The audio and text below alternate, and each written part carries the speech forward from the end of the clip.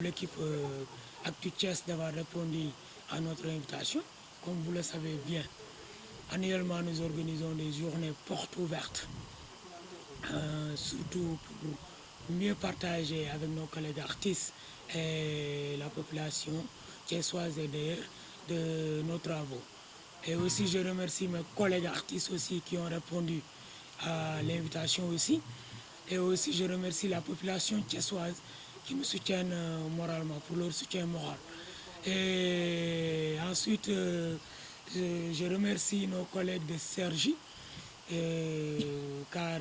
comme vous le savez bien, il y a cela quelques mois, on a eu à recevoir un groupe d'artistes de Cergy Pontoise qui sont venus dans le cadre de l'échange entre Thiès et Cergy, l'échange culturel, pour égayer notre ville. À travers la ville, on a eu à réaliser des fresques au niveau de l'hôpital régional de Thiès et dans d'autres lieux de la ville. Et ces derniers ont été accompagnés par leur maire. Je remercie aussi la population de Cergy Pontoise à travers son maire qui n'a ménagé aucun effort pour la réussite de cet échange, car il a accompagné ses artistes comme il a l'habitude de le faire, parce que lui, il est au service de sa population. Bon, malheureusement, nous les artistes thiessois qui avaient participé à cet échange, on n'a pas du tout été soutenus par notre maire. C'est normal, parce que nous avons un maire qui a des gardes du corps, donc qui a établi une barrière entre lui et la population. C'est normal encore, je dirais, parce que notre maire n'a pas été élu par la population. C'est Idriss Seck qui l'a porté au pouvoir. Donc c'est normal qu'il utilise ces démarches catholiques pour se faire peut-être un nom, pour défendre ses intérêts. Ensuite, ce dernier qui n'a pas soutenu ses artistes organise actuellement un festival du nom de Kaay Thiès. Et ce festival, ma foi, a exclu tous les acteurs culturels qui vivent à Thiès. Et le credo de ce festival, c'était de mettre en valeur et au devant de la scène les artistes thiessois. Mais si vous allez à la rencontre de ce festival, vous allez vous rendre vous-même compte que non seulement la population thiessoise n'a pas répondu à l'appel de ce festival, et les artistes thiessois n'ont pas du tout répondu. C'est dû à cette barrière que je disais tout à l'heure que le maire a établi en ayant des gardes du corps, contrairement à son homologue de Cergy, encore une fois que je salue, car j'ai eu à séjourner là-bas l'année dernière, trois mois, et ma foi, le maire était vraiment disponible à notre égard. Il ne passait pas une journée sans pour autant venir nous rendre visite. Alors, vous dites qu'il y a une barrière entre vous et la mairie, mais la première édition de ce fameux festival Kaay Thiès a été organisée sous votre invitation, vous avez participé. Pourquoi cette fois-ci vous étiez des pierres? Bon, parce que la première fois, nous on ne dit pas non sans pour autant connaître les tenants et les aboutissants. Bon, j'ai un collègue Koulou qui représente le groupe à place. Lui, c'est sûr qu'il va vous expliquer plus clairement dans ce sens. Parce que nous, la première fois, lorsqu'on avait fait appel à nous, bon, on s'est dit, bon,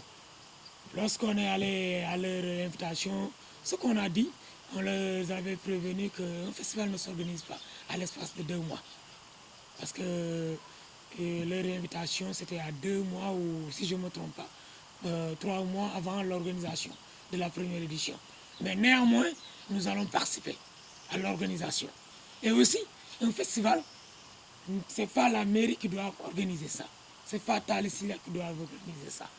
Il y a des acteurs culturels et il y a des animateurs culturels qui sont accrédités à monter, installer, écrire le projet, trouver des partenaires et organiser le festival. En collaboration. Est-ce que vous avez manifesté ça? Si, on avait parlé de tout cela autour d'une table. Et il nous avait promis de respecter nos engagements. C'est pour cela qu'on avait participé à la première édition.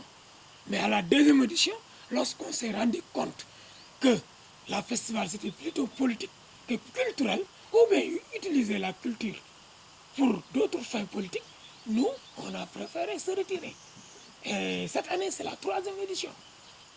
Et maintenant, on a dit trop, c'est trop. C'est pour cela qu'on a fait appel à vous et à vos collègues pour maintenant communier et partager avec le public thiessois, la population thiessoise. Et peut-être à l'issue de cela, la mairie et nos gouvernants feront appel à nous autour d'une table.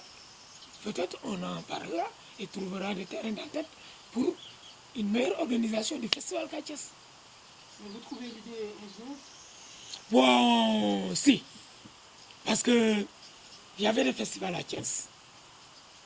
Mais avant, les organisateurs n'avaient pas d'appui venant de la mairie ni des institutions de l'État. Bon, l'idée, là où on approuve, c'est que la mairie organise un festival, ce qu'il ne devait pas faire. La mairie devait accompagner ces dérivés, parce qu'il y avait des acquis. Donc, on ne dira pas non, c'est mieux que rien, parce qu'ils ont mis quand même les moyens. Ça, on le reconnaît. Mais bon. Alors, cette fois-ci, concrètement, qu'est-ce que vous, quel est votre désaccord avec cette festival? Notre désaccord se situe au niveau de l'organisation. Comme je disais tout à l'heure, ce n'est pas à la mairie d'organiser. La mairie est là pour accompagner les acteurs culturels. Et aussi impliquer les acteurs culturels de Thiès dans les manifestations. Si vous allez dans les manifestations, vous allez trouver des artistes des autres contrées. Bon, Et donc, vous, votre souci, c'est que le fait qu'on invite bon, je vais dire, des acteurs culturels du Sénégal et non pas ceux de Thiès qui sont venus devant. non, parce que c'est une rencontre artistique. Donc, nous, tout ce que l'on demande, c'est de partager avec nos autres collègues des autres régions, mais quand même, d'impliquer les artistes locaux dans l'organisation et après le festival, de faire un bilan, ce qu'ils n'ont jamais fait. Alors, Nous, on avait fustigé ça. Jamais. Il n'y a pas eu d'évaluation Jamais. après la première participation. Oui, et la deuxième aussi. Voilà, très bien. Dañuy tënk ci wolof d'abord nga fàttali ñu tur bi. Bon, man maa ngi tudd Papa Demeli di Baye maa ngi leen di remercier nag si seen visite bi ngeen ñëw fii parce que comme ni ngeen ko xamee at bu nekk dañuy organiser ay journée porte ouverte sama atelier di invité population bi Thiès ñëw nañu invité sama collègue artistes yi ñëw nañu yéen tamit yéen journalistes yi ñëw ngeen donc di rafetlu loolu di remercier aussi sama xaritu artistes yi jóge woon Sergi ñëw liggéeyandoo ak ñun jàppale ñu si pour ñu rafetal suñu dëkk. Alors tey jii mu mel ni festival Kaay Thiès bokk ngeen ci ñu ne déet lan moo ko waral. Bon li ko waral moom mooy bu njëkk bi bokkoon nañ mooy première édition bi ñu ñoo ko organisé woon mais dañ ñu woon 2 mois ou 3 mois avant ñu ko organiser bi ñu ñëwee si table bi dañ leen ne festival kenn du ko organiser noonu kuy organiser festival da nga koy organiser une année avant mais comme woo ngeen ñu tey doomu Thiès waa lañ te akki la mënuñ ko bañ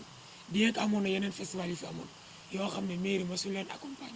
ou yenn institution état bi ñu ne léegi nañu ñëw dugg ci mais nag suñ si jógee léegi nag ñu jéem a organiser un vrai festival boo xam ne dafay am ñu koy organiser acteurs culturels yi jàppale leen mairie bi accompagner leen pas mairie bi organiser ko. kon ñu daal seen jafe-jafe mooy le fait que mairie bi di organiser festival bi. waaw mairie bi mi ngi ko organiser am na yeneen si biir yu si nekk moom mooy festival bi première édition bi ñu ko organisé bi ñu paree amul évaluation xamuñu ñaata la moo dugg ñaata la moo génn am na ñu ci yoreel deuxième édition bi tamit pareil moo tax ne bii nag ñu ne trop c'est trop ñun du xaalis moom moo tax ñuy jóg mais nañ ñu wax na leer quoi na leer. alors très bien mu mel ni ren ji participé wu leen gis ngeen ni mbir mi waroon na am maanaam xayma ko xool saytuwaat la nga xam ne moom ngeen defoon ci ñaari at yu weesu loolu amul tey lan mooy doon woote bi. bon woote bi daal moom mooy autorité yi dellu soit si raison ñun bay ñu toog si table bi waxtaan ak ñoom ñu xool problème yi fi am ñoom problème yi ñu jànkoontoor ndax festival bi soo ko gisee soo fa demoon démb barki dem bi gis nga ne population bi ñëwuñu donc y a problème ak aussi pourquoi Talla Sylla chaque année muy am ak problème artistes yi ak ñi fi organiser fii y a problème loolu yëpp nañ toog rek ñu waxtaanee ko ñu trouver solution jàmm mu ñëw moom mooy njëriñu askan bi bon en fait li ma la fàttee wax man dafa am lu ma waroon wax ku lu am lu mu war a wax ok.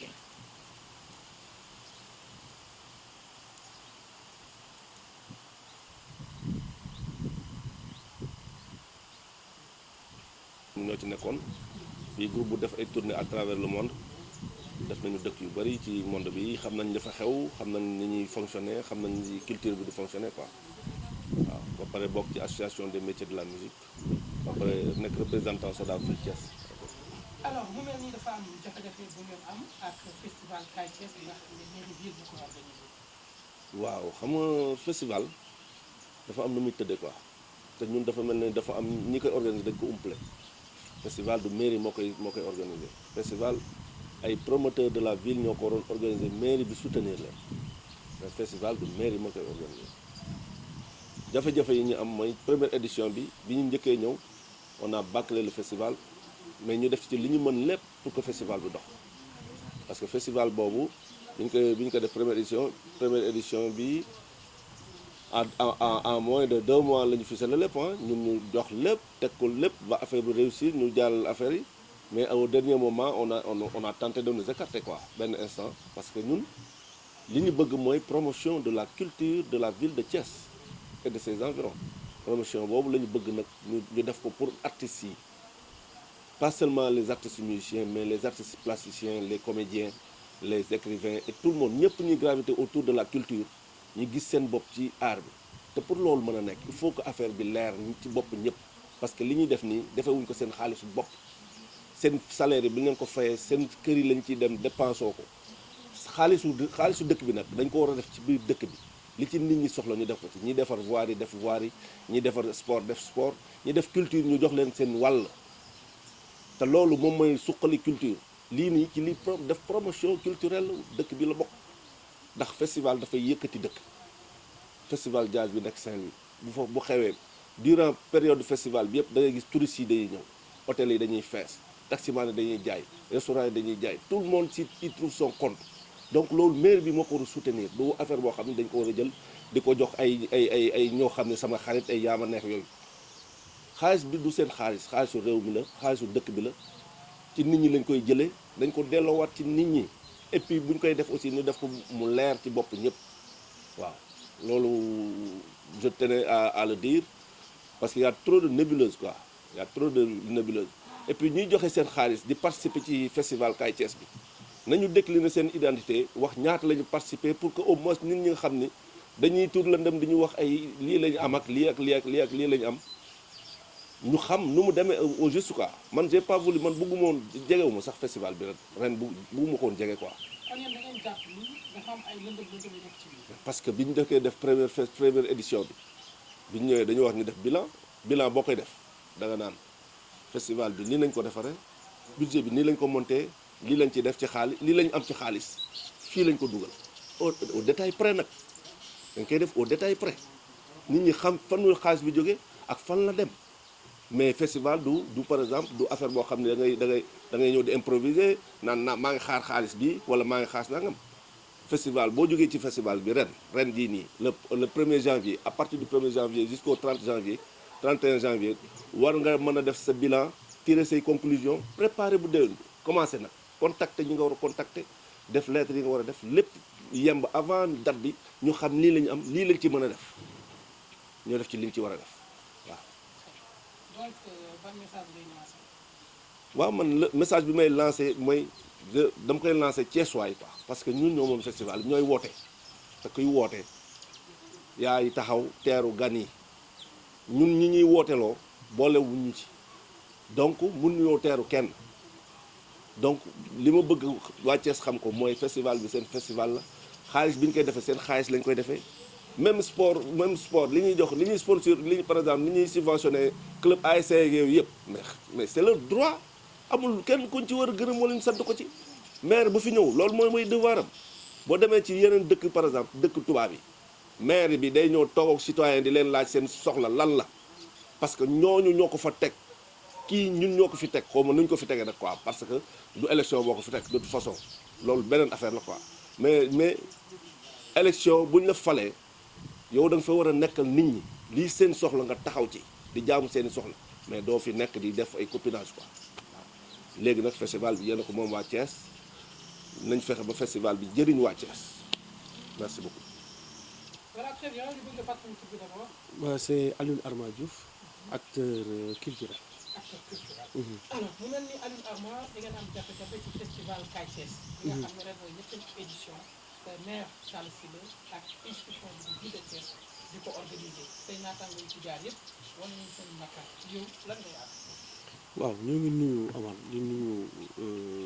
askanu Thiès di nuyu la population thiessoise di nuyu également sunu mbokk acteurs culturels yi n'est-ce pas di nuyu Baye nga xamante ne moo ngi dalal fii ci siège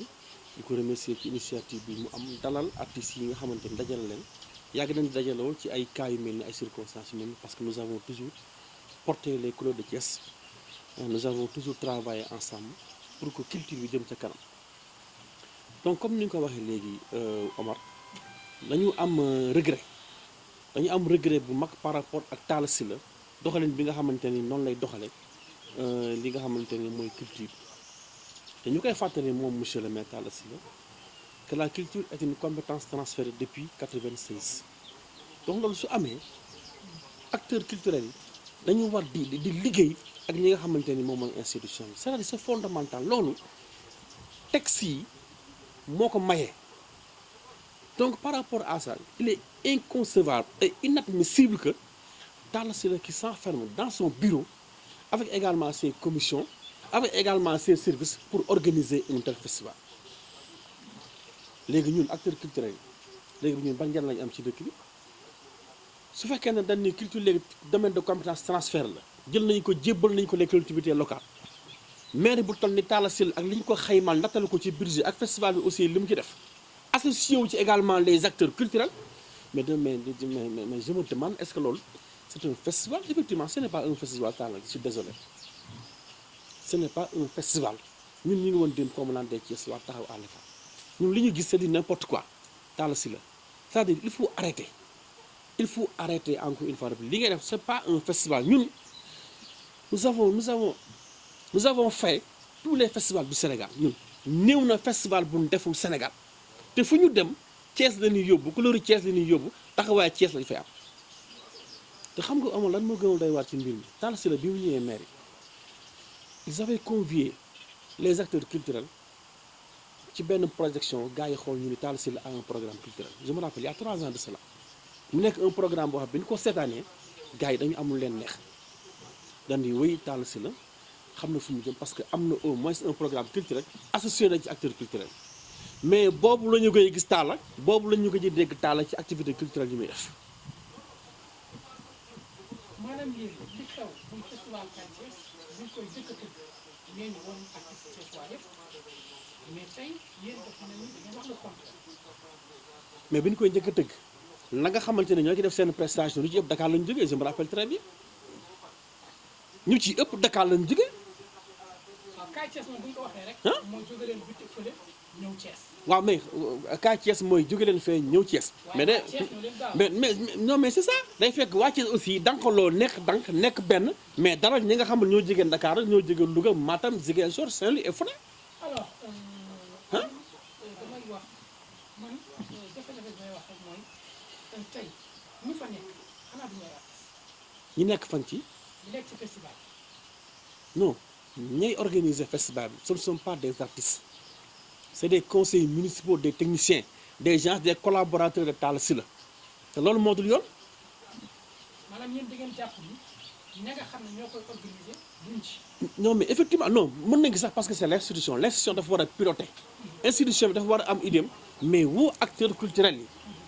ku ci nekk ñu xool lan mooy sa cër lan mooy sa gëdd mais ñu dénk la ko comme ça dafay am benn symbiose entre les acteurs culturels et l'institution. mais loolu moo amul encore une fois de plus donc première édition bi gars yi bàyyi nañu mu jàll deuxième édition bi on a sauvé ça l'année dernière parce que ñun bi ñuy yëg 10 juillet man ak seen am na tur bu mu doon mu doon encadré gis nga bi ñu yëg di jouer on était sûr et certain que ni gars yi amul lu ñu fayal dañoo waxoon ne cachet 200000 la bi ñu yëg di jouer ñu ne xaalis amul fi seen wax man ne ko booy nañu yëg jouer qu'il participe comme ñu nañ ba fii xaalis bi ñun intéressé wuñu ñu def ko pour Thiès. ñu def ko pour Thiès ak waa Thiès. bi ñu yéegee jouer ñu ne léegi du 200000 léegi 100000 la leen fay booy nar a décorer ci guddi gi di wër Talla Sylla jusqu'à 4 heures du matin te booy 23 heures lañ pare mais Talla moom am na ñu mu jox ñuy organiser. ñu ni leen ñun non mais Talla joxul kenn mu organiser ñam leen jox leen xaalis c'est que Talla Sylla amul moo war a arrêter un festival dañ ko war a concevoir avant ngay dem nga xam ñaata jours ngay def su fekkee ne 3 jours la nga boucler sa budget pour 3 jours activité bi ci nekk nga xam lan mooy coût bi nga xam fan lañ koy defee nan lañ koy defee dafa am ay préalable c'est-à-dire lii muy def ñu amul c'est tout sauf un festival Talla Sylla il n'a qu'à arrêter c'est pas comme ça qu'on organise un festival ah waaw mais c'est le maire et puis Talla nous l'invitons vraiment à se ressaisir par rapport à beaucoup de choses il appelle les gens Talla Sylla mooy fecc mooy way Talla Sylla mooy taaxuraan est-ce que yaa ngi comprendre mais qu'il n'a qu'à arrêter moom la mu doon reproché Ablaye Wade tey moom lay def mooy mécanicien mooy service mooy def boulon mooy def lépp maanaam woyam bi ko ah non mais effectivement la mu doon reproché Ablaye Wade moom lay def donc il n'a qu'à arrêter encore une fois de plus la preuve dégg naa keroog démb mu ni woy au mois d'octobre xam kañ dinaa woy acteur culturel comme ça ñu waxtaan ci festival bi di war ñëw. xam léegi mu ngi am conscience ci ñu festival bi ko organisé si ñetti fan. day Talla Sylla mosul am conscience ci lenn c'est-à-dire day wax rek bu ko wax ji rëccee pare na ci moom na wax rek moom na am envie wax bu ko wax ji rëccee pare mais ñun acteur culturel. maanaam yéen daal jafe-jafe bi ngeen am mooy xumbute yi Talla di def di ko organiser moom ci boppam moo koy fecc. waaw non seulement moo koy fecc moo koy tëgg moo koy tàccu. moo koy taaxuraan. léegi xam nga lan la Omar mais Omar mais l'animation de la ville mais ça appartient à la mairie de le faire animation de la ville léegi nag boo koy def te yow boo ne woo ci acteur culturel mais yaa ngi animé sa bopp moo tax Talla Sylla à chaque fois il est seul moo tax gars yi di ko dégg yenn saa yi muy fecc yenn saa yi muy tëgg yenn saa yi muy taaxuraan parce que booleew ci ña nga xamante ni loolu mooy seen domaine. très bien kàddu gu mujj gi. donc kàddu gi mujj gi mooy encore une fois de plus ñun Thiès dañu dëkk Omar nous sommes des Thiessois nous sommes des acteurs culturels